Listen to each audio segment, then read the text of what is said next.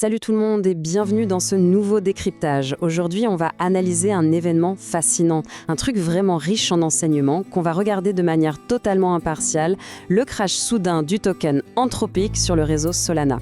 C'est littéralement un cas d'école sur la mécanique des marchés décentralisés face aux réalités du monde juridique traditionnel. Bon, on a beaucoup de choses à voir, alors c'est parti. Ok, plongeons là-dedans. Moins 45%, boum! Faut bien comprendre qu'on parle pas d'une petite correction boursière de routine ici. C'est une véritable chute libre. En quelques heures à peine, le token a vu presque la moitié de sa valeur s'évaporer totalement. Les enjeux financiers sont colossaux et ça a envoyé une véritable onde de choc dans tout l'écosystème. Mais comment on en est arrivé là? Pour démêler tout ça, on va suivre un plan très simple. D'abord, le rejet d'Anthropic. Ensuite, on regardera les avertissements et les risques juridiques. Puis, la chute brutale sur Prestox. Et enfin, ce que ça signifie pour l'avenir des fameux RW, les actifs du monde réel sur la blockchain.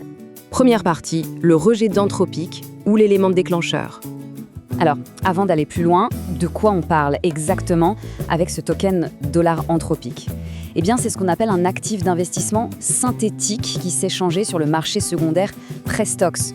En gros, l'idée, c'était d'offrir une exposition financière pré-IPO à Anthropic. Vous avez le fameux laboratoire d'IA derrière Claude. C'est un moyen hyper astucieux pour les investisseurs d'essayer de parier sur la valeur de l'entreprise bien avant qu'elle ne soit introduite officiellement en bourse. Mais voilà le hic. L'entreprise Anthropic a pris une décision absolument radicale.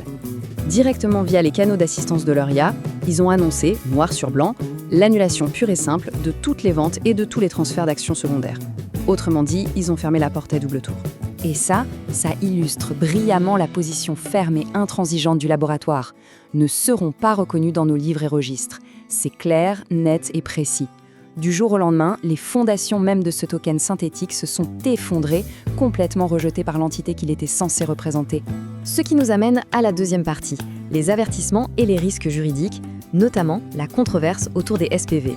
Un SPV, ou Special Purpose Vehicle, c'est une entité juridique créée sur mesure pour isoler un risque financier. Sur le papier, les tokens Prestox représentaient probablement des parts d'un de ces SPV qui détenaient, soi-disant, des actions Anthropic.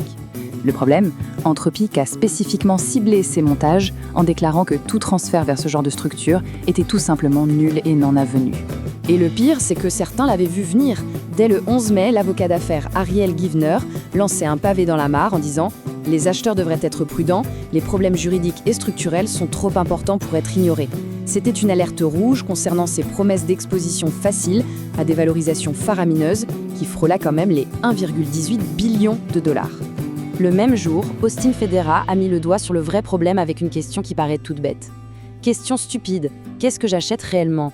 Des parts proportionnelles d'un SPV? Quel SPV? Bam! Ça montre à quel point tout ça était opaque. Les gens achetaient massivement un truc sans même savoir ce qu'il y avait vraiment sous le capot juridique. Passons à la suite et voyons comment ça monte en pression. Troisième partie, la chute des prostocs et la réaction violente du marché.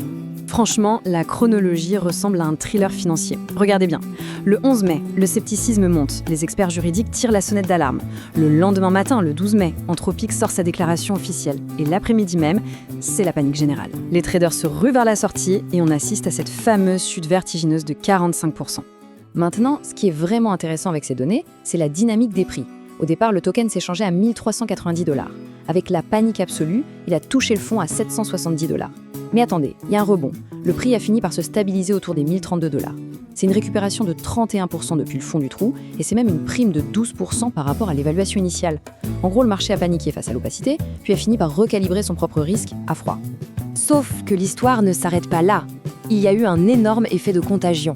Prestox n'a rien dit, silence radio, ce qui a évidemment alimenté la peur. Résultat des courses, les autres actifs listés sur la plateforme ont complètement dévissé, subissant des baisses à 2 chiffres et tombant bien en dessous de leur valeur perçue. C'est tout un écosystème qui a tremblé. Ce qui nous amène à notre dernière partie, l'avenir des RWA, un test de résistance critique pour Solana.